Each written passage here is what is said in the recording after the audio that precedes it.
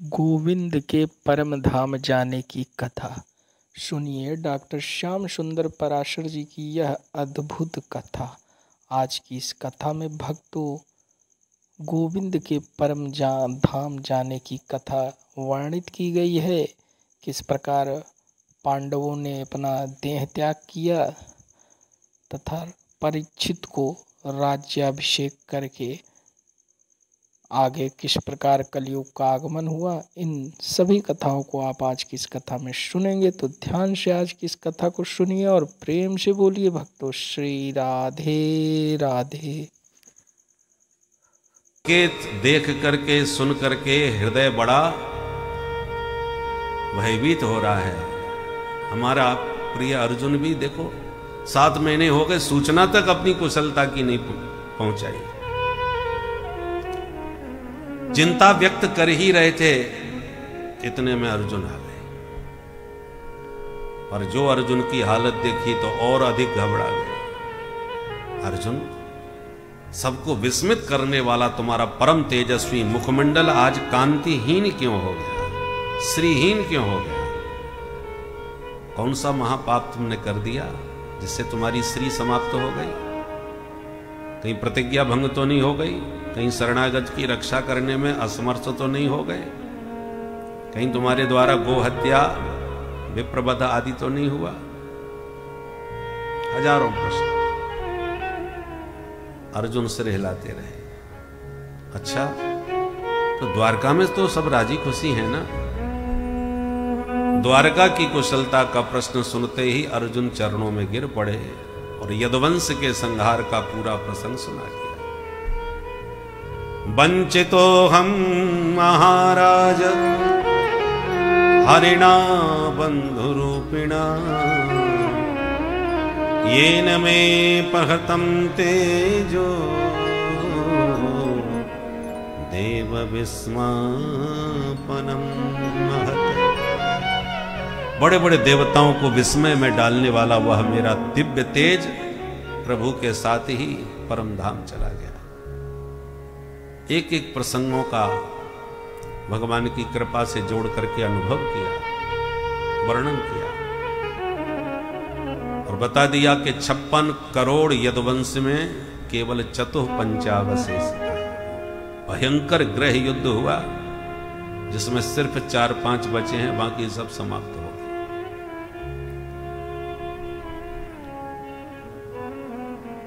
सारे विश्व पर जिस यदुवंश के विजय की पताका फहराती थी, आज आपसी ही गृह युद्ध में सब समाप्त हो गए। ये समय की बलिहारी है, समय की गति है। इतिहास में भी हम देख रहे हैं, वर्तमान में भी हम चारों तरफ देख रहे हैं। क्या बंगाल की स्थिति हुई, क्या लंका की हुई, क्या नेपाल की हो रही है। कब किस वक्त क्या हो जाए, समय कितना बलवान होता है, उसकी शक्ति को देखना चाहिए, अनुभव करना चाहिए और सीखना चाहिए। बोलो जय श्री राधे। जय श्री राधे। जैसी कुंती बुआ ने सुना कि हमारे गोविंद परम धाम गए, तो तुरंत भगवान के चरणों में ध्यान लगा के बैठ गई और एक क्षण में देह त्याग करके सीधे भगवत धाम को प्राप्त हुई। पांडवों ने कहा, हम भी गोविंद के रहित इस भूमि पर नहीं रहेंगे। पौत्र परीक्षित को सत्ता का भार सौंपा। 5 भाई ये द्रौपदी के साथ हिमालय यात्रा पर निकल गए। वीर संन्यास ग्रहण करते हुए एक एक करके देह त्याग करते हुए स्वर्गारोहण को प्राप्त हो गए। छोटी अवस्था में परीक्षित ने सत्ता को संभाला। एक दिन वेश बदल करके निकल पड़े कि राज्य में कहां क्या चल रहा है देखा जाए। सर्वत्र अपने पूर्वजों की यशोगान की चर्चा सुनने में मिली तो बड़ा मन खुश हुआ कि हमारे पिता अभिमन्यु बड़े पराक्रमी थे। हमारे दादाजी का तो कहना ही क्या है, गांडीवधारी अर्जुन। जनता में चारों ओर इनके पराक्रम की गाथा गाई जा रही थी, पर एक स्थान पर चौंक गए। गाय और बछड़े को एक दुष्ट बहुत भयंकर तरीके से पीट रहा है, मार रहा है, गौ माता पर पाद प्रहार कर रहा है, बछड़े के 3 पैर ही तोड़ दिए, एक पैर पर खड़ा बछड़ा कांप रहा है, गौ माता आंसू बहा रही है और गाय बछड़े आपस में संवाद कर रहे हैं, बातें कर रहे हैं। बछड़ा कहता है, मां आपकी पीड़ा कष्ट का कारण क्या है? गौ माता कहती है, वत्स ब्रह्मादयो बहुतिथम यदपांग मोक्ष कामास्तप समचरन भगवत प्रपन्ना सा श्री स्ववासमरविंद वनम विहाय यत्पाद सौभगमलम भजते नुरक्ता। ब्रह्मादिक देवता जिस महालक्ष्मी की कृपा कटाक्ष को पाने के लिए बहुत काल तक तपस्या करते हैं, ब्रह्मादय बहुतिथम यदपांग मोक्ष कामा, जिस लक्ष्मी के कृपा कटाक्ष को पाने के लिए तपः समचरण तपस्या करते हैं, साश्री वही लक्ष्मी स्ववास मरविंद वनम विहाय, अपना नित्य विहार करने वाले उस अरविंद वन का, उस कमल वन का परित्याग करके वो कमला यदपाद सौभग मलम भजते, जिन गोविंद के चरण कमलों का निरंतर भजन करती है, भज सेवायाम माने निरंतर पाद संवाहन करती है, चरण सेवा में लगी रहती है, जबरदस्ती नहीं, अनुरक्ता भजते अनुरक्ता। ड्यूटी नहीं है उसकी कि इतने बजे से इतने बजे तक आपको चरण दबाने पड़ेंगे, नहीं, इतनी अनुरक्त है कि चरण छोड़ते नहीं बनते, चरण छोड़ना चाहती नहीं लक्ष्मी, भजते अनुरक्ता, अनुरक्त होकर के उनकी सेवा करती है। ऐसे वो प्रभु के चरण कमल हम सबको अनाथ करके हमें छोड़ करके चले गए। सुनकर के परीक्षित चौंक गए, ये सामान्य गाय बछड़े नहीं हो सकते, भगवत चरणारविंद में इतनी प्रगाढ़ प्रीति, ये गौ माता कौन है? पर ये जो भी है, पर ये दुरात्मा कौन है जो इन पर अत्याचार कर रहा है? क्रोधित हो गए महाराज परीक्षित ने खड्ग निकाली और ललकारते हो गए उसको दंड देने के लिए दौड़े। मारोदी रम भद्रम ते खलानाम मई शास्त्री, गौ माता बिल्कुल मत रोना, इन दुरात्माओं को दंड देने के लिए ये परीक्षित अभी जीवित है। और जैसे ही खड्ग प्रहार करना चाहा कि वह दीनहीन होके चरणों में गिर के मुकुट उतार के त्राहिमाम त्राहिमाम पुकारने लगा। क्षत्रिय का धर्म होता है शरणागत की रक्षा करना, वो मारते नहीं, कैसा भी दुरात्मा पतित पापी क्यों ना हो। राक्षसों का कोई धर्म नहीं होता, दुरात्माओं का कोई नियम नहीं होता, नियम सदाचारियों का होता है। धर्म विचार सज्जन लोग करते हैं, दुर्जन नहीं करते। उनका कोई, जैसे आतंकवादियों का कोई नियम नहीं होता, नियम में तो पुलिस वाले और मिलिट्री वाले बंधे होते हैं। आतंकवादियों का क्या नियम, जो करना है सो करते हैं। जिस पृथ्वीराज चौहान ने 17 अवार अवसर दिया,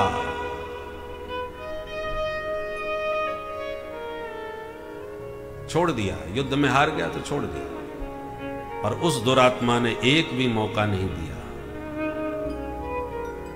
इसलिए राक्षसों का कोई धर्म नहीं होता, परंतु क्षत्रिय का धर्म शास्त्र कहते हैं प्रपन्नम विरथम विहितम न रिपुम हंति धर्मविद। जो प्रपन्न होकर के शरण में आ गया हो, विरथ हो गया हो, जिसका रथ भंग हो गया हो, भीतम भयभीत हो, न रिपुम हंति, ऐसे शत्रु को भी मत मारो। कौन? धर्मविद, जो धर्म वेदता हैं, धर्माचरण करने वाले हैं, उन क्षत्रियों को ऐसा नहीं करना चाहिए। इसलिए महाराज परीक्षित ने धर्म विचार करके उसे छोड़ दिया, दंड नहीं दिया। पर गौ माता को प्रणाम करके पूछा, मां आप कौन हैं, आपको क्या कष्ट है? निर्भीक होके मुझे बताओ। पर गौ माता कुछ बोली नहीं। बछड़े से कहा, भगवान आपका परिचय और आपके 3 चरण जो भंग हो गए हैं, ये दशा तुम्हारी किसने की? राजा न्यायाधीश होता है, मुझे बताइए। पर वृषभ बोल पड़ा, महाराज हम अपनी दुर्दशा का दोष किसे दें? धर्मशास्त्र एक और कहते हैं कि कोई किसी को सुख दुख नहीं देता, सब अपने अपने कर्मों का फल भोगते हैं। दूसरी तरफ धर्मशास्त्र ये भी कहते हैं कि उस ईश्वर की इच्छा के बिना पत्ता भी नहीं हिलता, वो जो चाहते हैं सो ही होता है। अब आप बताइए, हम कर्म को दोष दें कि ईश्वर की इच्छा को? अपनी दशा का दोष, दुर्दशा का कारण कैसे बताएं? इसलिए हम किसी को दोषारोपित करना नहीं चाहते। परीक्षित बोले, आपकी वाणी ने आपका परिचय दे दिया, आपने एक शब्द में भी किसी की निंदा नहीं करी, किसी के ऊपर दोषारोपित नहीं किया। पापी को तो पाप का फल मिलेगा ही, पर पापी के पाप की चर्चा करने वाला भी फलभागी हो जाता है। यत् अधर्म कृतस्थानम सूचकस्यापि तद् भवेत्। इसलिए पापी की पाप की चर्चा नहीं करना चाहिए, कि तो आप भी उसके हिस्सेदार होंगे। इसलिए महापुरुष न किसी की निंदा करते हैं न सुनते हैं।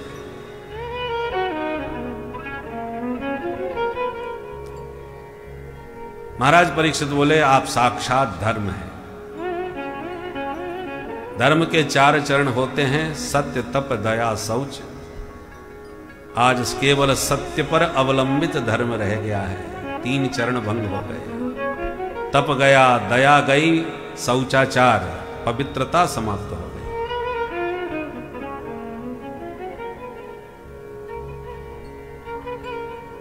मैंने आपको पहचान लिया, आप साक्षात मूर्तिमंत धर्म हैं। और गौ माता को भी मैं पहचान गया, ये भी साक्षात धरा है, धरती माता, जो गोविंद के वियोगजन्य संताप में संतप्त हो रही है। पर धर्म और धरणी के पीछे ये धूर्त कौन पड़ा है,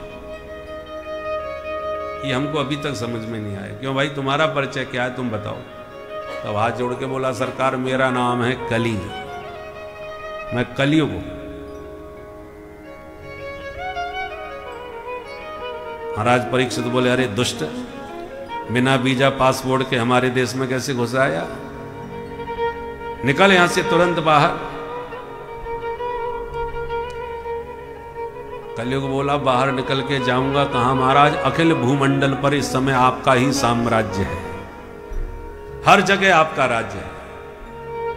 मैं मानता हूं मेरे अंदर बुराइयां तो हजारों हैं, कहां तक गिनाऊं? फिर भी अस्ति एको महान गुण, एक तो मुझ में विशेषता है महाराज। यत् फलम नास्ति तपसा न योगेन समाधिना तत्फलम लभते सम्यक् कलौ केशव कीर्तना।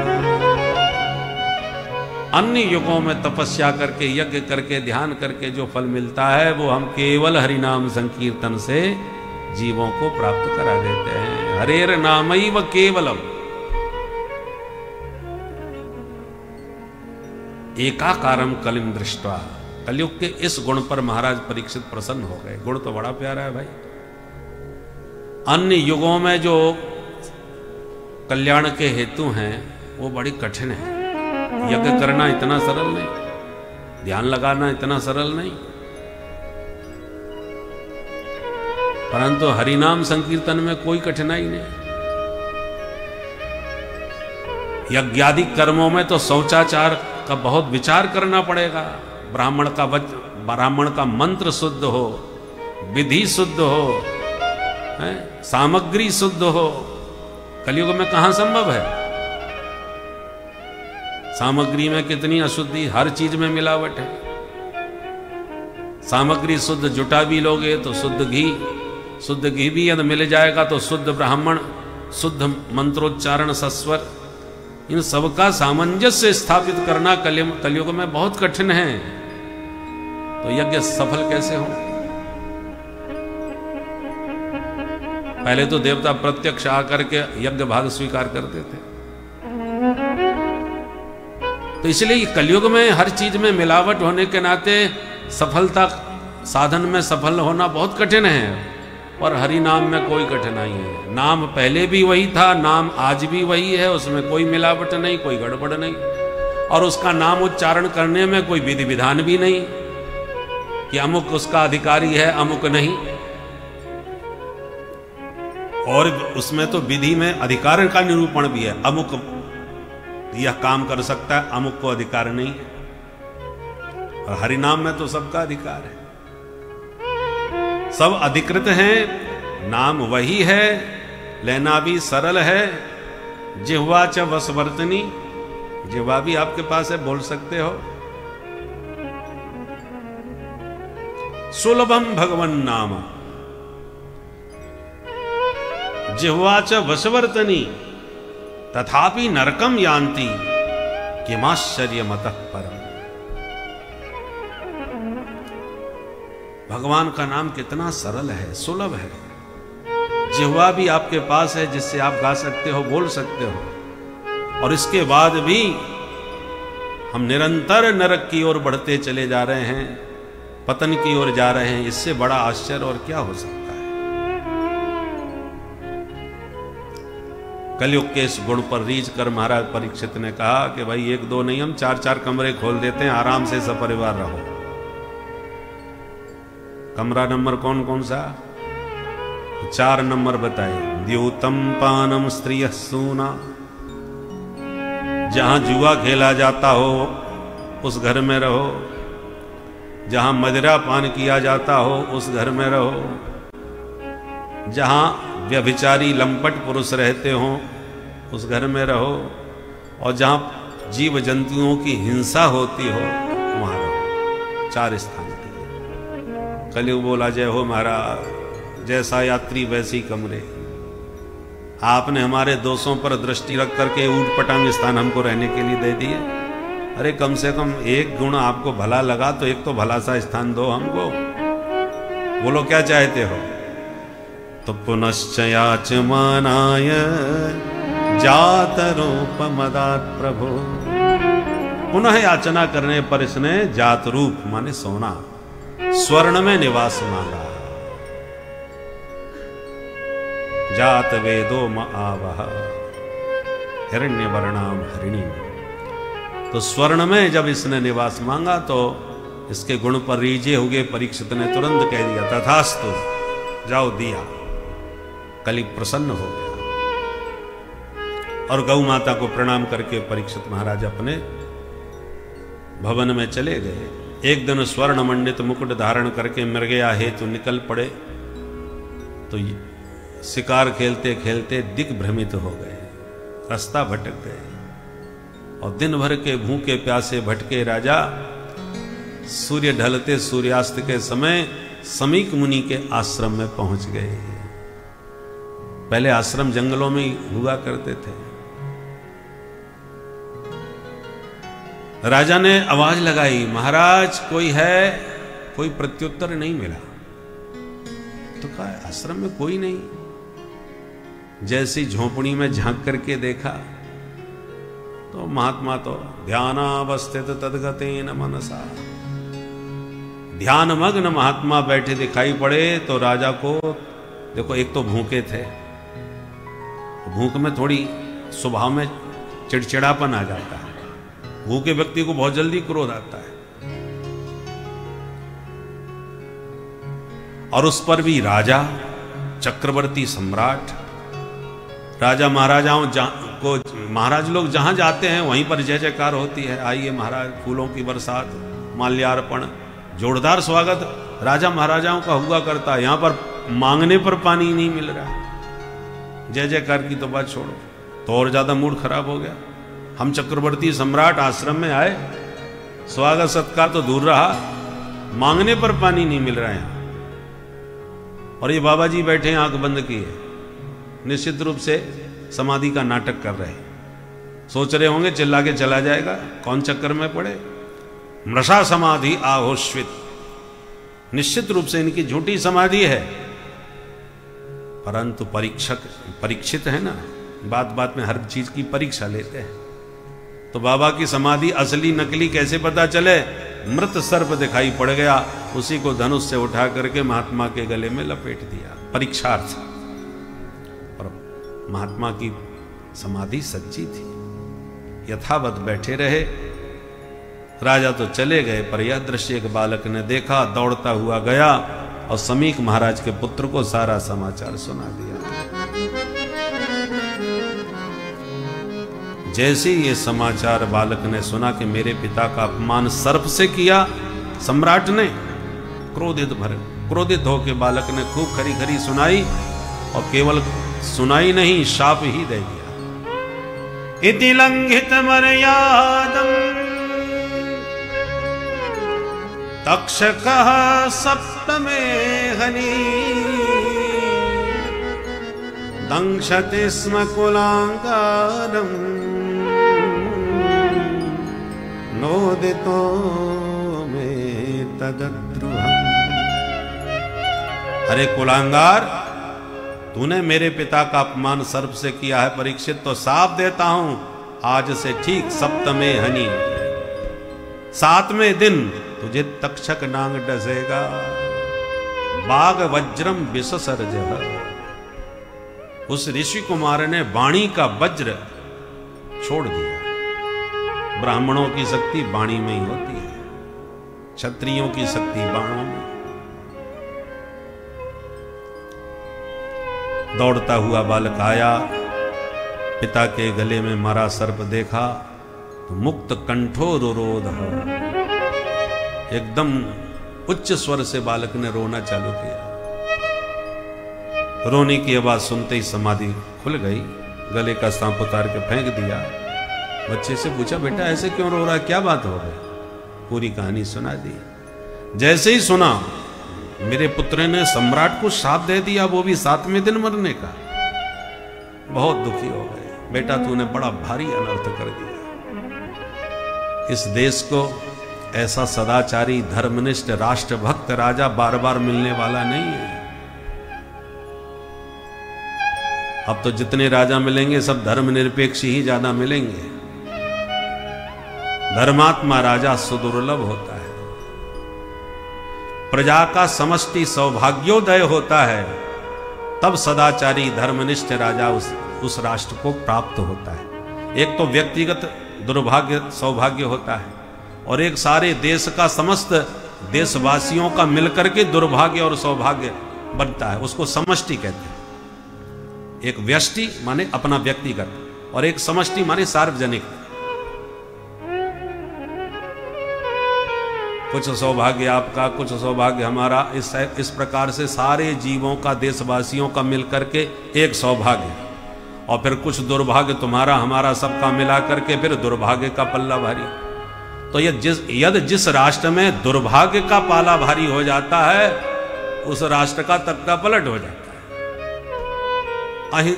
उसी राष्ट्र में हिंसा का तांडव मचने लगता है, अराजकता बढ़ने लगती है, विधर्मियों का बोलबाला हो जाता है। और जिस राष्ट्र में समस्त राष्ट्रवासियों का, देशवासियों का सत सौभाग्य जब उदय होता है, तब सदाचार संपन्न सात्विक धर्मनिष्ठ राजा उस राष्ट्र को प्राप्त होता है। तो राजा भी राष्ट्र के दुर्भाग्य और सौभाग्य के अनुरूप प्राप्त होता है। बोलो राधे राधे।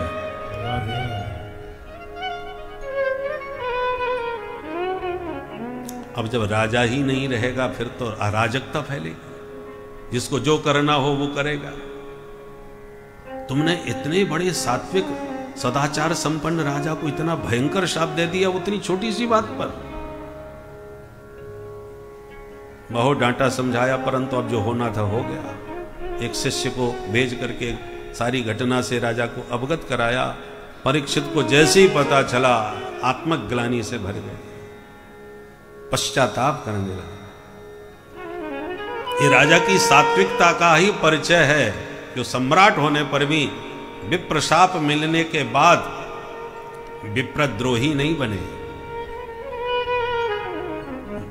साधु संत ब्राह्मणों का दमन समन नहीं किए, बल्कि अपने को पापी मानते हुए पश्चाताप करते हुए कहते हैं, अहो मया नीचमनार्यवत्कृतम् निरागसी ब्रह्मणि गूढ़ तेजसी। मैं कितना पापी हूं, कितना नीच कर्म मैंने किया, जो मैं सोच नहीं सकता वो आज मेरे से हो गया।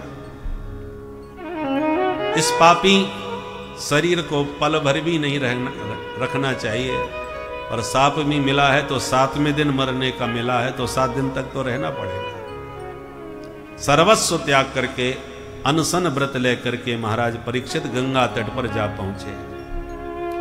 ऋषि महर्षियों को पता चला सम्राट का जीवन 7 दिन का है, संकट में है। सभी संत उमड़ पड़े परीक्षित के पास। अत्रिर्वशिष्ठश्च वनः शरदवान अरिष्टने मेरे भृगुरंगिराश्च। बड़े बड़े महात्मा सब दौड़ दौड़ के आने लगे। सभी संतों के चरणों में नमन करते हुए परीक्षित एक ही प्रश्न करते हैं, महाराज जिसकी मृत्यु अति निकट हो, ऐसे मरण धर्मा मनुष्य को, म्रियमाण को क्या करना चाहिए? साधु संतों से प्रश्न पूछ ही रहे थे परीक्षित की अचानक उसी वक्त तत्राभवत् भगवान व्यासपुत्र, तत्राभवत् भगवान व्यासपुत्र, तत्राभवत् भगवान व्यासपुत्र, तत्राभवत् भगवान व्यासपुत्र, यद्रक्षयागा मठमानो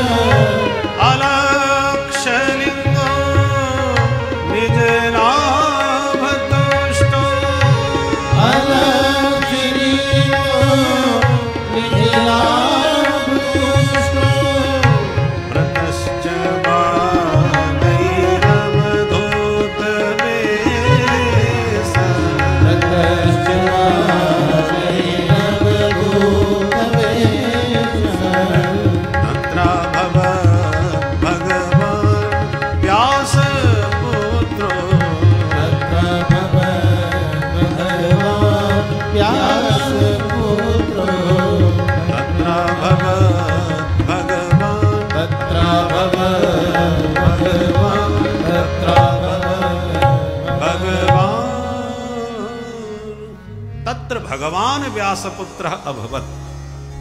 ये सुखदेव जी नहीं आ रहे हैं, अपने भक्त पर अनुग्रह बरसाने के लिए साक्षात भगवान ही व्यासनंदन बन के प्रकट हुए हैं। बोल सुखदेव भगवान की जय। कैसे हैं व्यासनंदन सुखदेव जी?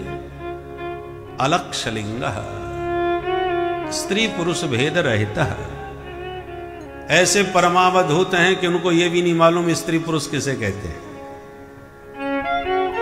निज लाभ तुष्ट, निजानंद में ही सदा मग्न रहते हैं, आत्मानंद में परिपूर्ण। व्रतश्च बालई, छोटे छोटे बच्चे इनकी अवधूत अवस्था की महिमा को क्या समझे? वो तो इनको पागल समझ करके, जो अवधूत हैं पागलों की तरह ही विचरण करते हैं, तो छोटे बच्चे पागल ही समझ करके सैकड़ों की संख्या में ताली बजाए शोर मचाए इनके पीछे पड़े रहते हैं। नंगा बाबा आ गया, पागल बाबा आ गया। और इतने परम सुंदर हैं क्योंकि तम द्वेष्टि वर्षम, उम्र कितनी है? 16 वर्षीय नहीं कहा, अष्टद्वि वर्षम, 8 दूनी 16, अष्टद्वि कह करके 2 बार 8, 8 दूनी कहो। तो ये अष्टद्वि क्यों कह रहे हो? सीधा 16 बोलो। बोले 16 कहने पर 16 वर्ष की अवस्था में पहुंचने पर देहजन्य अनेक विकार शरीर में उत्पन्न होने लगते हैं, सविकार शरीर हो जाता है, काम क्रोध आदि विकारों से युक्त देह हो जाता है। सुखदेव जी हैं निर्विकार, इसलिए अष्टद्वि कह के उम्र बता रहे हैं। शरीर की उम्र 16 साल की हो गई, परंतु स्वभाव स्वरूप बिल्कुल 8 वर्ष के बच्चों जैसा है। इसलिए अष्टद्वी कह की उम्र बताई। तम द्वेष्टि वर्षम सुकुमार पाद, चरण कमल आदि इनके इतने सुंदर हैं। सामला विग्रह है, घुंघराली अलकावली है, दिगंबरम भक्त विकीर्ण केसम। हमारे कृष्ण कन्हैया को लंगोटी पहना करके ब्रज रज में लोटपोट करके खड़े कर दो तो बिल्कुल हमारे सुखदेव भगवान का ही स्वरूप प्रकट हो जाएगा। जैसे कन्हैया वैसे सुखदेव जी, ये भी सांवले वो भी सांवले, उनके भी घुंघराली अलकावली, इनकी भी घुंघराली अलकावली। और हमारे ठाकुर जी तो हमेशा 12 मास किशोर अवस्था में ही रहते हैं। किशोराकृति, तो ऐसी किशोर अवस्था में हमारे सुखदेव जी हैं। इसलिए परम बहुत सी सुंदरियां इनके नवयौवन संपन्न स्वरूप का दर्शन करके इनकी अनुगामिनी बन जाती हैं, इनके पीछे पड़ जाती है। पर सूत जी कहते हैं, ऋषियों बच्चे उपहास कर रहे हैं उसका भी भान नहीं, सुंदरियां अनुराग पूर्व चितवन से निहार रही हैं उनका भी उन्हें आभास नहीं। क्योंकि निज लाभ तुष्ट, अपने अंतः में अपने निजानंद में इतने परिपूर्ण रहते हैं कि अपने ही शरीर का भान नहीं तो दूसरे शरीर का ध्यान क्या रखेंगे, दूसरे के शरीर पर क्या दृष्टि डालें जब अपने ही शरीर का होश नहीं है। ऐसे परमावधूत सुखदेव जी का दर्शन करके जितने बड़े बड़े महात्मा भृगवादी ऋषि बैठे थे सब उठ करके खड़े हो गए। बोल सुखदेव भगवान की जय। संतों में वही श्रेष्ठ होता है जिसकी स्थिति अध्यात्म जगत में जितनी ऊंची हो। धन से संत का संबंध नहीं होता कि कितने बड़े धनवान है, कितनी महंगी गाड़ी है और कितने बड़े आश्रम है और कितने एयर कंडीशन कमरे हैं। इससे साधु का कोई मापदंड नहीं होता। साधु की महिमा उसके अध्यात्म जगत की ऊंचाई से होती है। सुखदेव जी के पास ना कोई आश्रम, ना कोई ठिकाना, ना कोई, परंतु अब अवधूत अवस्था जो उनकी है वो इतनी उच्च कोटि की है कि क्या भृगु, क्या वशिष्ठ, क्या पराशर सब उठ करके खड़े हो गए। नारद आदि ऋषि, यहाँ की इनके पूर्वज भी बैठे हैं, व्यास जी महाराज बैठे थे, वशिष्ठ जी, ये तो सब इन्हीं के पूर्वज हैं।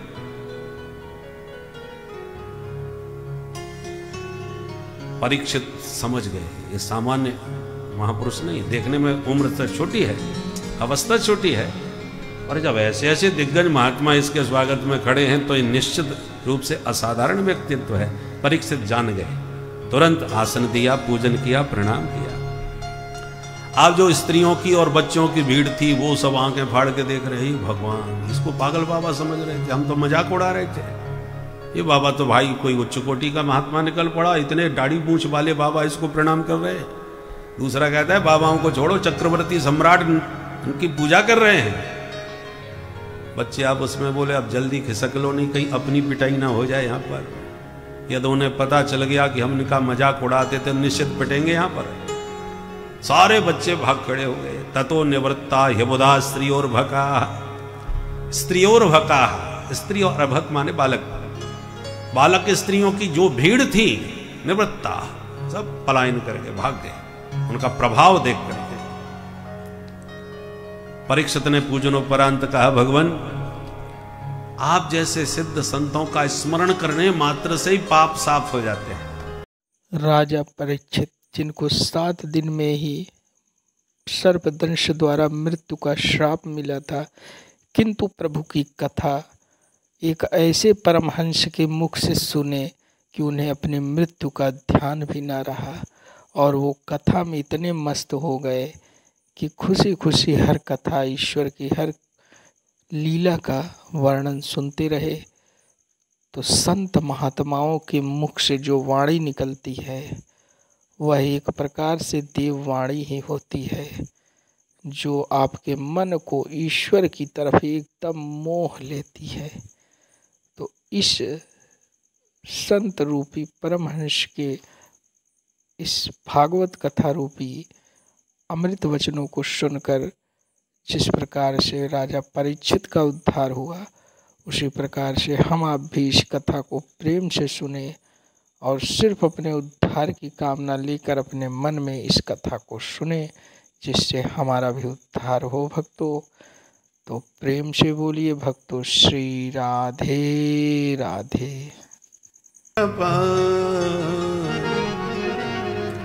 आत्मवित् सम्मत पुंसा श्रोतव्या दिशय परः। ओ नृप ते प्रश्न वरीया। परीक्षित, तुम्हारे प्रश्न बहुत ही वरीय हैं, श्रेष्ठ है, उत्तम है, क्योंकि अपने लिए नहीं है, लोक हितम। हमारे प्रश्नों से लोक हित होगा, क्योंकि अकेले तुम ही म्रियमाण थोड़ी हो। इसका नाम ही मृत्यु लोक है, आया है सो जाएगा। मरने वाले तो सभी हैं, पर मृत्यु पर विचार कोई नहीं करता। इस मृत्यु लोक पर सब अपने को अमर मान के बैठे। न जाने कितने लोगों को कंधे पर ले जाके पानी घाट में छोड़ के आते हैं लोग। अरे बेचारे ऐसे थे, बेचारे वैसे हो गए, अच्छे भले रात में हमसे बातें भी करी थी और सवेरे पता चला पधार गए। तमाम प्रकार की बातें करेंगे, पर अपना भी नंबर कभी ऐसे ही आएगा, इस पर कभी विचार नहीं करेंगे।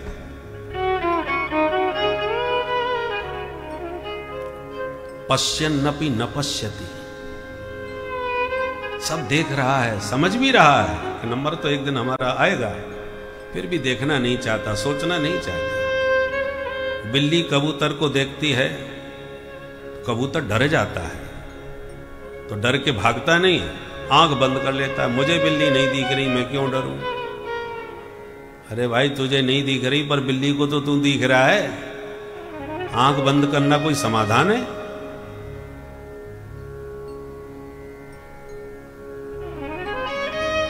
उसी प्रकार सबको समझ में आ रही है कि एक ना एक दिन नंबर हमारा भी ऐसे ही आएगा। समझ रहा है, देख रहा है, कईयों को जाके स्वयं फूंक रहा है, फिर भी पश्यन्नपि न पश्यति। फिर भी सुनना, समझना, जानने को तैयार नहीं है। बोलो राधे राधे।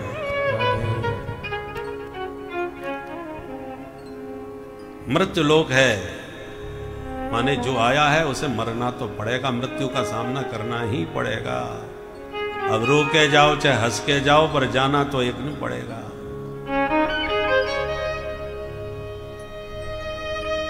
पहले माताएं कन्या को बचपन से ही पढ़ाया सिखाया करती थी, बेटा बिटिया घर में कुछ गुण सीख ले, नहीं ससुराल में नाक कटवाएगी हमारी। एक ना एक दिन तुझे पराए घर जाना है। बेटी घर की इज्जत होती है। कोई गुण नहीं होगा तेरे अंदर तो लोग हमको कहेंगे मैया बाप ने क्या सिखाया। तो बचपन से ही ये समझाती रहती थी, तो कन्या के मन में ये धारणा बन जाती कि मुझे जाना है, मानसिक रूप से तैयार हो जाती थी।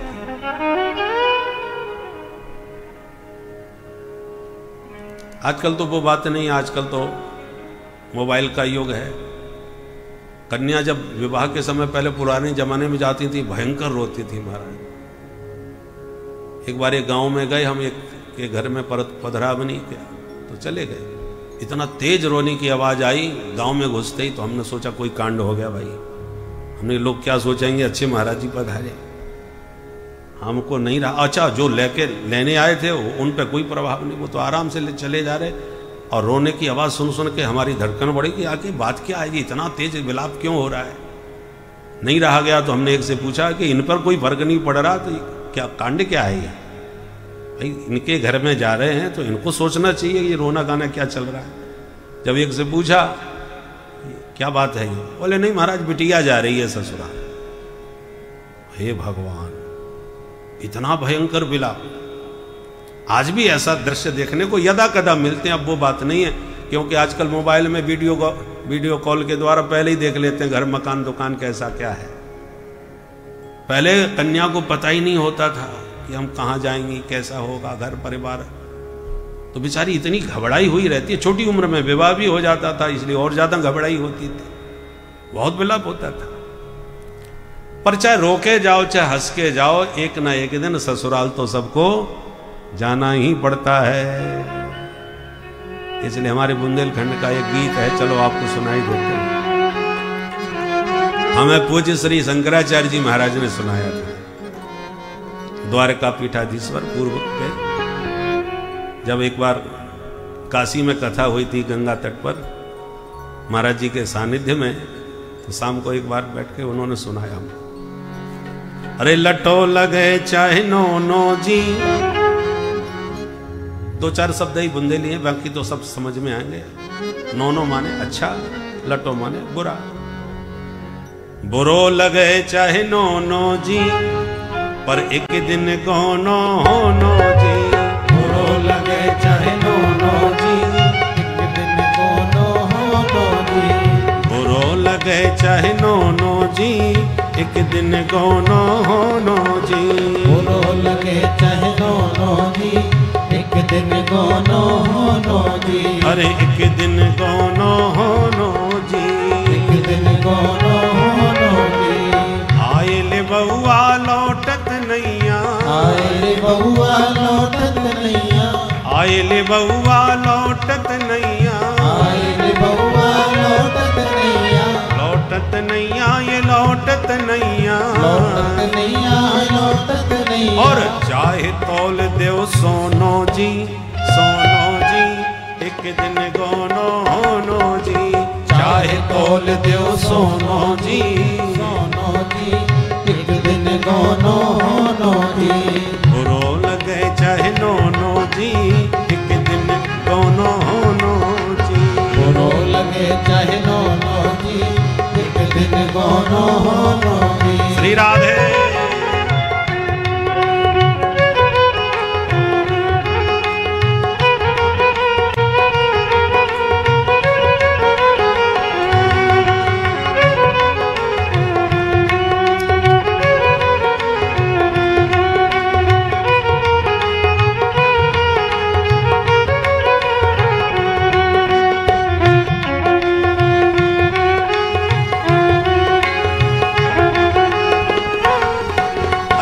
विवाह उम्र में कम उम्र में होता था, पर गौना बहुत दिनों बाद होता था। असली विदाई बेटी की गौना में ही होती थी। तो जब लेवुआ आते थे, गौना माने दुरागमन, विवाह के बाद, तो जब आए लेवुआ लौटत नहीं है, जब आ गए तो लेके ही जाएंगे। अब उसमें जब बेटी जाती है तो सब रोते हैं, परिवार के लोग बिटिया का श्रृंगार भी करते हैं, जा रही है। तो एक तरफ श्रृंगार भी होता है, एक तरफ सब रोना गाना भी होता है। भीतर गोरी मांग संभारे, भीतर गोरी मांग संभारे, भीतर गोरी मांग संभारे, भीतर गोरी मांग संभारे, मांग संभारे गोरी मांग संभारे, मांग संभारे गोरी मांग संभारे। और बाहर हो रहो रोनो जी, रोनो जी, एक दिन गोनो होनो जी। बाहर हो रोनो जी, एक दिन गोनो होनो जी। बुरो लगे चाहे नोनो जी, एक दिन गोनो होनो जी। बुरो लगे चाहे नोनो जी, एक दिन गोनो होनो। ये संसार हमारा मायका है, हम लोग सब इसी में पैदा हुए हैं, इसी में खेले खाए बड़े हैं, रिश्तेदार नातेदार सब हम मिले। परंतु एक ना एक दिन यही रिश्तेदार नातेदार जो मिले हैं मायके के, वही हमको विदा कर देंगे कंधों पर ले जा करके। तो बिटिया भी पहले विदाई में कंधे पर ही डोली में बैठ के जाती थी। ऐसे संसार के लोग भी कंधे पर डोली में बैठा करके विदा करते हैं जगत से। ससुराल में जब जाती थी उस समय तो उसे नहीं मालूम होता था मैं कहाँ जा रही हूँ। ऐसे ही संसार से विदा होते हैं तो हमको भी नहीं मालूम होता। उस जगतपति के पास जा तो रहे हैं, परंतु परिचय तो हमारा ठीक से है ही नहीं उनसे, तो घबराहट होती है, इसलिए रोना गाना होता है। चार जने मिल खाट उठावे, चार जने मिल खाट उठावे, चार जने मिल खाट उठावे, चार जने मिल खाट उठावे। फिर ले चल होनो जी, होनो जी, एक दिन गोनो होनो जी। ले चल होनो जी, एक दिन गोनो होनो जी। लटो लगे चाहे नोनो जी, एक दिन गोनो होनो जी। लटो लगे चाहे नो बउआ जो आते हैं वो कहते हैं भाई जल्दी करो, गाड़ी छूट रही है, बहुत विलम्ब हो जाएगा, अंधेरा हो जाएगा। वो जल्दी जल्दी करते हैं और फिर घर परिवार वाले रोते रोते कहते हैं महाराज रोको रो, बस विदा कर ही रहे हैं। ऐसे घर वाले जब रोते हैं, संसार से लोग विदा होते हैं, तो जो आते हैं वो कहे भाई रात हो रही है, जल्दी करो, निकालो बाहर। तो जबरदस्ती बेचारे बांध करके ले जाते हैं।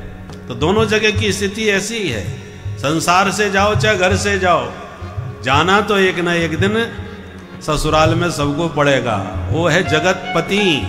उस जगतपति के घर में इस मायके को, संसार को छोड़ करके एक न एक दिन सबकी विदाई होनी पक्की है। इसलिए कबीरदास जी कहते हैं, कहत कबीर सुनो भाई साधो, कबीर सुनो भाई साधो। अब पता नहीं ये कबीरदास जी का है कि नहीं, परंतु प्राय जितने पद बनते हैं उसमें मीरा के प्रभु गिरधर नागर ये कुछ पंक्तियां जोड़ी जाती हैं, चंद्र सखी भजबाल कृष्ण छवि। तो ऐसे कबीरदास जी का इसमें नाम तो है, परंतु कबीरदास जी का है कि नहीं ये पक्का पता नहीं, परंतु भाव बड़े सुंदर हैं। अरे कहत कबीर सुनो भाई साधो, कबीर सुनो भाई साधो, सुनो भाई साधो, सुनो भाई साधो, सुनो भाई साधो, सुनो भाई साधो। अरे सतगुरु नाम ठिकानो जी, ठिकानो जी, एक दिन गोनो नो जी। सतगुरु नाम ठिकानो जी, एक दिन गोनो नो जी। अरे लटो लगे चाहे नो जी, एक दिन गोनो नो जी। लटो लगे चाहे नो जी, एक दिन गोनो नो जी। बुरो लगे चाहे नो जी, एक दिन गोनो नो जी। बुरो लगे चाहे नो जी, एक दिन गोनो नो जी। अरे एक दिन गोनो नो जी, एक दिन गोनो नो जी। बादिन सब खारो नो जी, बादन सब खारो नो जी। अरे ले चल हो नो जी। ले चल हो नो जी। अरे बुरो लगे चाहे नो जी, ओ बुरो लगे चाहे नो बोल बंसी वारे की जय। तो जाना तो सबका पक्का है, पर जाने की तैयारी किसी की नहीं है। जिस दिन जाना होता है उस दिन घबराहट होती है कि अभी तो हमने ये तैयारी नहीं करी, वो नहीं करी।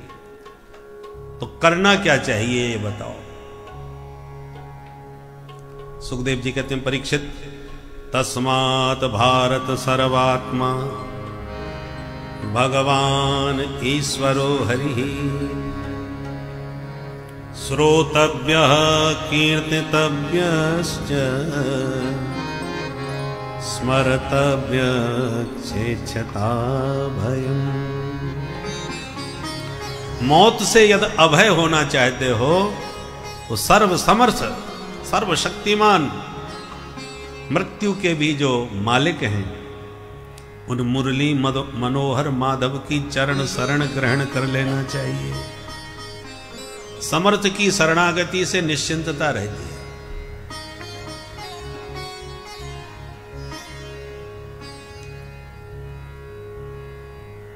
सुखदेव जी कहते हैं, परीक्षित श्रोतव्य, सबसे पहले उनकी महिमा सुनो।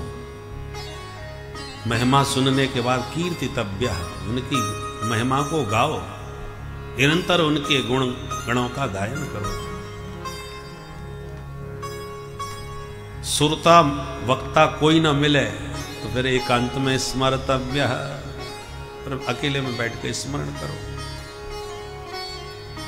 सुखदेव जी कहते हैं, मुझे देखो परीक्षित, मैं निर्गुण निराकार ब्रह्म के ध्यान में मस्त रहता था। घर पर पैदा होते ही बाबा जी बन गए माया मुक्त महात्मा। और जैसी मैंने 2 श्लोक गोविंद के गुणों के सुने तो पागल हो गया, दीवाना हो गया। परनिष्ठितोऽपि नैर्गुण्य उत्तम श्लोक लीलया गृहीत चेता राजरसे आख्यानम यदधीतवान्। हे राजर्षे परीक्षित, गृहीत चेता, मेरा चित्त उन्होंने चुरा लिया और पागल बन करके दीवाना होकर के मैं फिर व्यास जी अपने पूज्य पिता के पास आया। तब उनके चरित्रों का मैंने विधिवत श्रवण किया। श्रवण की बड़ी महिमा है। इसलिए नवदा भक्ति में, भागवत में प्रथम भक्ति श्रवण है। श्रवणम कीर्तनम विष्णु। भगवान के गुणानुवाद श्रवण करो। श्रवण का चमत्कार है, प्रविष्टः कर्ण रंध्रेण। भगवान कान के द्वारा श्रोता के हृदय में प्रविष्ट होकर के विराजमान होते हैं, चित्त में।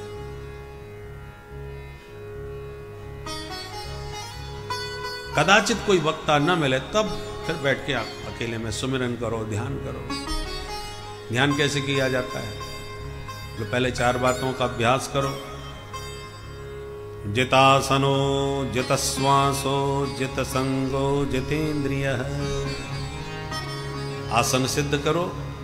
पूरक कुंभक रेचक विधि से प्राणायाम, श्वास पर संयम करो। संसार से असंग रहने का अभ्यास करो।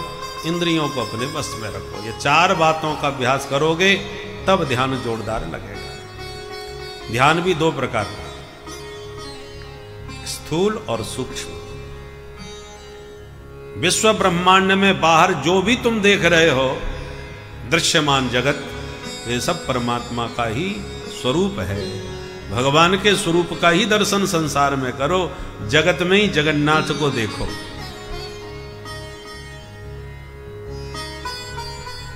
यह है स्थूल ध्यान। हरिरेव जगत जगदेव हरि। जगत से हरि भिन्न नहीं है। हरि जगत के ही स्वरूप में है। ये स्थूल ध्यान है। और जब बाहर सर्वत्र हरि का दर्शन होगा तब आंख बंद करके आपको हृदय में भी हरि का दर्शन होने लगेगा। वो सूक्ष्म ध्यान है। ये बड़े बड़े पहाड़ हैं, ये भगवान की हड्डियां हैं।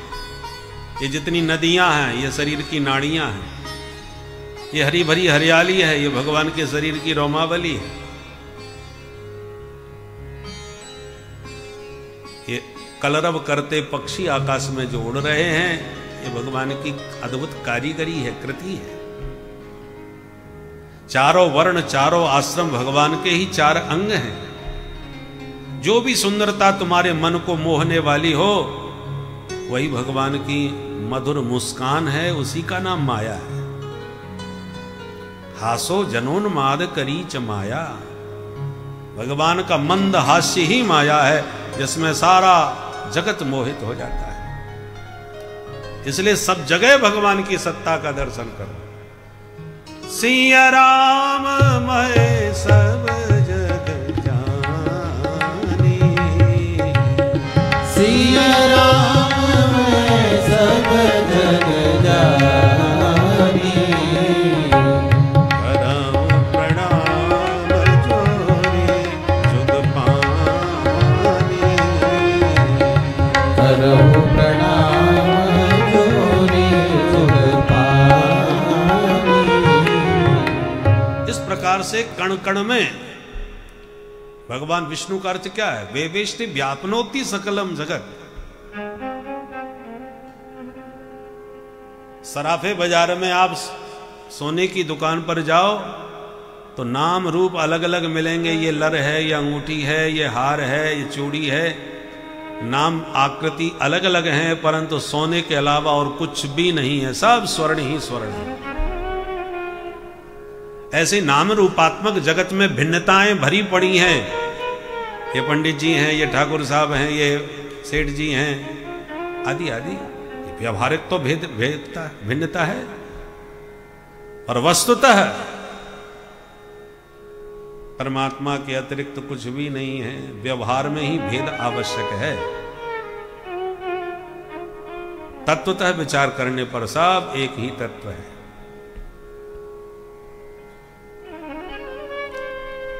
प्रकृति में परमात्मा ने जो बहुत आवश्यक है जीने के लिए, वो सब प्रबंध कर रखा है। चीराणि किं पथि न सन्ति दिशन्ति भिक्षाम् नैवाङ्घ्रिपः परिभृता सरतोऽप्यशोष्यन् रुद्धा गुहा किमजितो वतनोपसन्ना कस्मात् भजन्ति कवयो धन दुर्मदान्धा। रोटी कपड़ा मकान यही तो चाहिए रहने के लिए, जीने के लिए। तो चीराणी किम पथि न संति, तुम्हें चीर माने वस्त्र चाहिए, तो क्या वस्त्र रास्ते में तुम्हें नहीं मिल रहे? पथि कौन से? बलकल वस्त्र, वृक्षों की छाल पहन लेते थे महात्मा लोग, अंग ढकने के लिए पर्याप्त है। अरे महाराज, कपड़े के बिना तो काम चलेगा, पर भोजन बिन नहीं, कुछ नहीं हो सकता।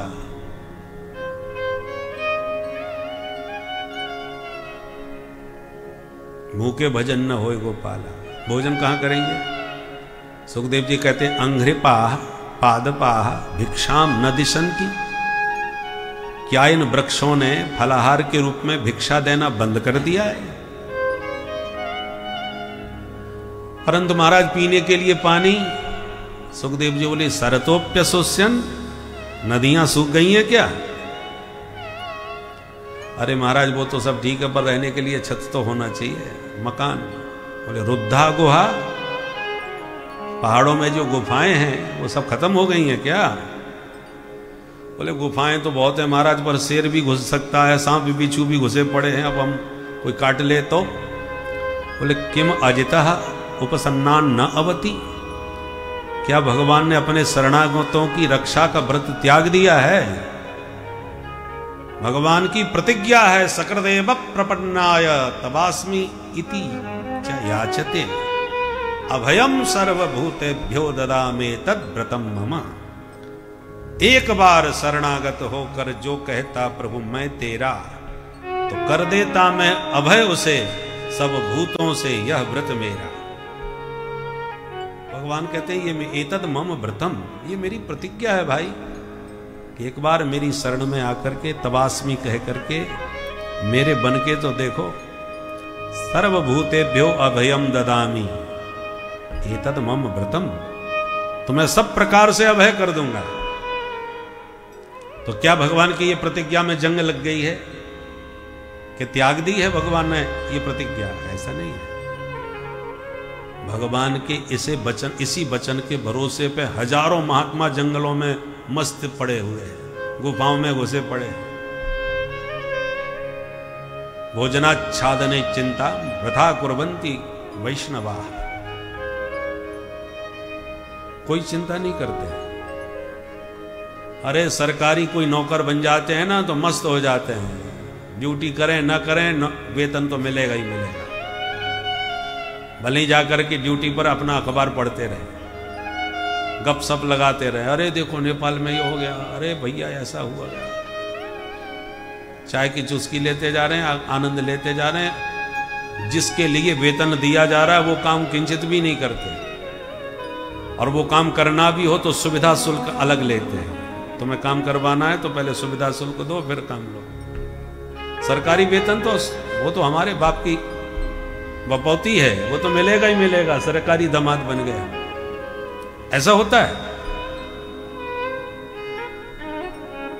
जब ये सरकार इतनी उदार है कि जो काम नहीं करते उनको भी वेतन देती है, तो वो सरकार तो परम उदार है। ऐसो को उदार जग माही, केवल तिलक लगा के, कंठी पहन के, माला झोली हाथ में लेके राधे राधे करते रहो, सीताराम करते रहो, जो मंत्र मिला है वो जपते रहो, मन एक मिनट भी ना लगता हो तो भी भगवान कहते हैं ऑन ड्यूटी है भाई, ड्यूटी तो दे रहा है। अब हमारा हो चुका है, सरकार का एक बार हो जाओ, छाप लग जाए सरकार की, तो जिम्मेवारी सरकार की हो जाती है। जीते जी नौकरी भी छोड़ दे तो पेंशन देती है, और वो मर जाए तो उसकी पत्नी को देती है। ये तो इस सरकार की बात है। और उस सरकार की जब छाप कंठी माला के रूप में आपके शरीर में लग जाए तो वो हाथ पकड़ लेगी वो सरकार परम उदार। तो अभयम सर्वभूतेभ्यो, सब प्रकार से तुम अभय हो जाओगे, निर्भीक हो जाओगे। और गीता में भगवान ने योगक्षेमम वहाम्य हम का प्रण भी कह रखा है। भोजन पानी की भी व्यवस्था हम करेंगे भाई। एक बार भर्ती हो जाओ हमारे दल में, वैष्णव बन जाओ, सभ्य बन जाओ, शाक्त बन जाओ, जिस विभाग में जाना चाहो जाओ, पर सरकारी विभाग कोई भी हो, सरकार एक ही है, विभाग बटे हुए हैं। पुलिस विभाग में जाओ, मिलिट्री में जाओ, मास्टर बन जाओ, कोई भी विभाग जाओ, सब सरकार का ही है। उसी प्रकार वैष्णव बन जाओ, ऊर्ध्वपुण्यधारी या त्रिपुण्यधारी शैव्य बन जाओ, शाक्त बन जाओ, गणपत्य बन जाओ, कुछ भी बन जाओ, और सरकारी विभाग में एक बार आ जाओ तो योगक्षेमम वहाम्य हम, योगक्षेम का भी वहन सरकार करेंगे और सब प्रकार से अभय भी जीव को कर देते हैं। इसलिए परीक्षित,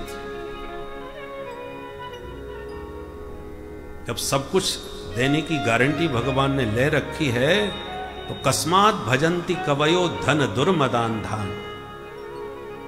फिर धन के मद में जो श्रीमदांध होकर के उन्मत्त पड़े हैं, उन धनांध, श्रीमदांध, मद जो होता है ना, नशा, नशे में व्यक्ति अंधा हो जाता है और होश नहीं रहता उसे क्या।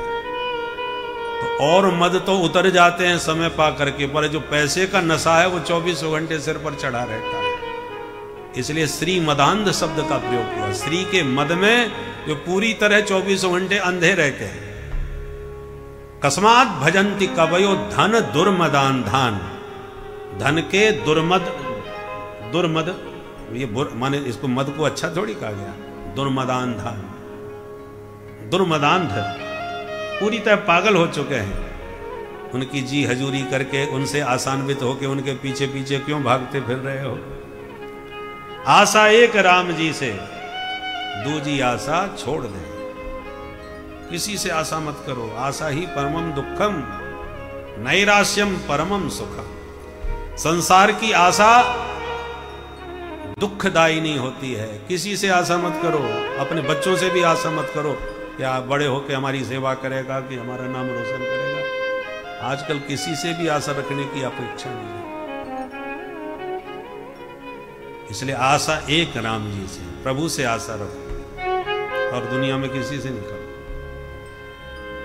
सुखदेव जी परमावधूत हैं, उसी भाव में स्थित होकर के बहुत बढ़िया वैराग्य का उपदेश दिए। किस कामना से किस देवता की पूजा करनी चाहिए, अलग अलग सब बताया। अन्न भंडार भरे हो घर में, ऐसी भावना रखते हो तो देव माता अदिति की उपासना करो। अनाज के भंडार भरे होंगे। विद्वान बनना चाहते हो तो भगवान भोलेनाथ की उपासना करो। शिव भक्त विद्वान होते हैं। पत्नी प्राप्त नहीं हो रही तो उर्वशी की उपासना करो, सुंदर बहू मिल जाएगी। बोले महाराज विवाह तो हो गया पर 1 मिनट नहीं पट रही घर में, रोज झगड़े हो रहे हैं। तो फिर भवानी पार्वती जी की उपासना करो, दाम्पत्य जीवन सुखी हो जाएगा। इस प्रकार अलग अलग कामना है, पर एक ही कामना नहीं होती, हजारों कामना हमारे जीवन में होती है। तो एक एक कामना के लिए एक एक देवता को अलग अलग कहां पूजते फिरेंगे। सुखदेव जी कहते हैं इसलिए सबके चक्कर में न पड़ो। अकामः सर्व कामो वा मोक्ष काम उदारधी तीव्रेण भक्ति योगेन यजेत पुरुषम परम। आप निष्काम हो या सकाम, कुछ नहीं चाहते हो या बहुत कुछ चाहते हो, श्री हरि की उपासना तो मनुष्य मात्र को करनी ही चाहिए। एक एक पत्ते फूल को सींचने की जगह केवल जड़ में पानी दे दो, पूरे वृक्ष को पानी मिल गया, पूरा वृक्ष सिंचित हो गया। यथा तरोर मूल निसेचनेन तृप्यन्ति तत् स्कंद भुजोपशाखा। मूल को सींचने से स्कंद शाखा सब सिंचित हो गई। फूल पत्ती अलग अलग सींचने की जरूरत ही नहीं। ऐसे मूलम ही विष्णुर्देवानाम यत्र धर्म सनातनः। सबके मूल हैं भगवान हरि। उनकी उपासना से सबकी उपासना और जीव की समस्त वासना पूर्ण हो जाती है। मानव शरीर उपासना के लिए मिला है। विषयों में इसे बर्बाद नहीं करना चाहिए, क्योंकि विषय तो हर शरीर में आपको उपलब्ध होंगे। कुत्ता बिल्ली चूहे बंदर जितने भी हैं प्रारब्धानुसार विषय भोग इन सबको प्राप्त है। वैसे तो कुत्ते का नाम से हम लोग नफरत करते हैं, पर आजकल तो सबसे ज्यादा ठाट कुत्तों के ही हो रहे हैं। शरीर से भले ही वो कुत्ते हैं, परंतु आजकल तो किसी से कुत्ता कहना तो कुत्ते की बेइज्जती है। बोलो राधे राधे। राधे। मनुष्यों के क्या ठाठ होंगे जो कुत्तों के हो रहे हैं। ऐसे ऐसे अखबारों में प्रसंग सुनने में पढ़ने में आता है कि सुन के हंसी भी आती है, आश्चर्य होता है। अमृतसर में एक कुत्ता कुतिया का विवाह हुआ, बड़े बड़े वीवीआईपी पहुंचे महाराज, रंगारंग कार्यक्रम हुआ, और उसके बाद विवाह के बाद माने हवाई जहाज से लंदन गए। ये सब अखबार में जैसा पढ़ा था वो मैं बता, अखबार की सूचना। क्या ठाठ है भाई। विदेशों में तो अभी अपने एक पंडित जी सुना रहे थे, महाराज आजकल किसी से कुत्ता नहीं कह सकते, कुत्ते को कुत्ता नहीं कह सकते। हम पूजा पाठ करने जाते हैं तो सेठ जी कहते हैं महाराज जब उनको तिलक लगाते हैं कलावा बांध देते हैं, बोले हमारे किसको बांधो। हमने कि कुत्ते को। बोले नहीं नहीं कुत्ता मत कहना महाराज, ये तो हमारे घर का मालिक है, यही संभालता है हमारा घर। तो जिस श्वान के स्पर्श से सब कुछ अपवित्र हो जाता है, आजकल उन श्वानों के कितने ठाटे हैं। तो आपका प्रारब्ध हर योनि में आपके साथ रहेगा। आप कुत्ते बिल्ली कुछ भी बन जाओ, विषय भोग तो आपको प्रारब्धानुसार प्राप्त होगा। सर्वत्र लभ्यते दैवात यथा दुःखमयत्नतः, प्रहलाद जी का वचन है सप्तम स्कंद में। आपका प्रारब्ध हर शरीर में हर जन्म में उपलब्ध होगा। कैसे? बोले यथा दुःखमयत्नतः। दुख को पाने का कोई प्रयत्न करता है क्या? हम दुखी हो जाएं ऐसा कोई चाहता भी है क्या? कोई नहीं चाहता। ना कोई प्रयत्न करता है ना कोई चाहता है, फिर भी दुख आता है कि नहीं? जब हम प्रयत्न भी नहीं कर रहे, चाह भी नहीं रहे, तो क्यों आ रहा है दुख हमारे पास? क्योंकि हमारे प्रारब्ध में है।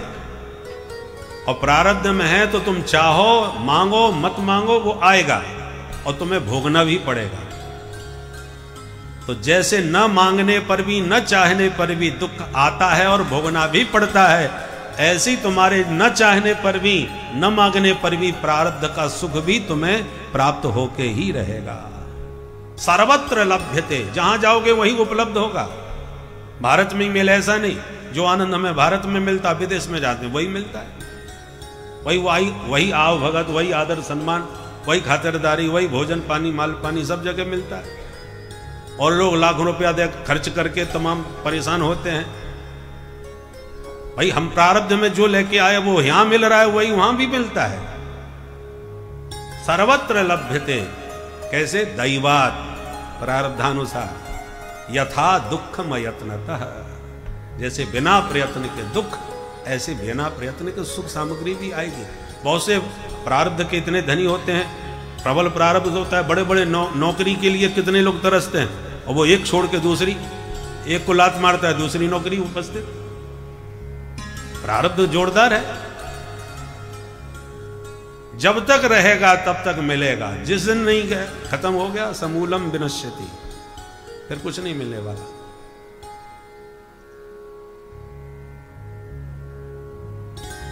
इसलिए भोग के प्रति बहुत प्रयास न करो। मानव शरीर है, ये भगवत प्राप्ति के लिए मिला है, प्रयत्न उसके लिए करना चाहिए, क्योंकि ये प्रयत्न मनुष्य के अलावा और कोई नहीं कर सकता। और जितने भी जीव जंतु हैं वो प्रारब्ध का ही फल भोग सकते हैं, स्वतंत्र कोई सत्कर्म नहीं कर सकते। यह कर्म सिर्फ मनुष्य कर सकता है। इसलिए बड़े भाग्य मानुष तनु पावा, मिल गया है, इसका सदुपयोग करना चाहिए। परीक्षित ने पूछा, महाराज ये विचित्र संसार प्रभु ने आखिर बनाया कैसे? तब सुखदेव जी को याद आई, कथा प्रारंभ हो गई पर मंगलाचरण हमने किया ही नहीं। तब ईश्वर ने यह संसार कैसे बनाया तथा इस संसार के बनाने का आशय क्या था, इसको प्रश्न को तो बहुत ही गूढ़ प्रश्न कहा गया है, किंतु इसका उत्तर हमारे शास्त्रों में वर्णित है। तो उसके ही द्वारा यह बताया गया कि प्रभु अपने ही अंदर अपने ही रूपों को विभिन्न रूपों में परिवर्तित करके इस संसार की रचना किए। जिस प्रकार एक मकड़ी अपने ही अंदर से जाले को निकाल कर अपना घर बनाती है, उसी प्रकार प्रभु ही अपने विभिन्न रूपों में इस ब्रह्मांड की उत्पत्ति विभिन्न विभिन्न रूपों में दिखाई देते हैं। तो इसीलिए कहा गया है कि हर व्यापक सर्वत्र समाना, प्रेम ते प्रकट होए हम जाना। इस पूरे संसार को राममय ही देखना चाहिए, क्योंकि समस्त संसार में प्रभु जिस प्रकार एक पानी में नमक घुल जाता है, उसी प्रकार से प्रभु इस पूरे संसार में घुले हुए हैं, कण कण में व्याप्त हैं। उन्हीं के अणुवंश में ही ये सकल ब्रह्मांड विद्वान है। तो ऐसा भाव करके ईश्वर की भक्ति करें और प्रेम से बोलिए भक्तों श्री राधे राधे।